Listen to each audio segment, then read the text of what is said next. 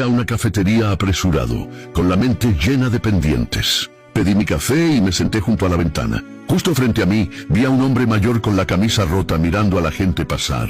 Después de unos minutos, un joven salió de la cafetería con 2 cafés. Se acercó al hombre y le dio uno. El señor lo miró sorprendido y le preguntó, ¿por qué me ayudas?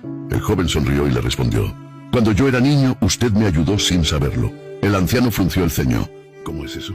El joven continuó, un día, mi mamá y yo no teníamos dinero para comer. Usted nos vio en la calle y nos regaló pan y leche sin preguntarnos nada. Mi mamá lloró de felicidad y me dijo, cuando puedas, devuelve este gesto a alguien más. El anciano, con los ojos llenos de lágrimas, tomó el café y le dijo, hijo, me acabas de devolver la fe en la vida. Yo sentado en mi mesa, me quedé sin palabras. A veces, los actos de bondad regresan a nosotros de formas inesperadas. Si crees que el mundo necesita más personas así, dime qué opinas.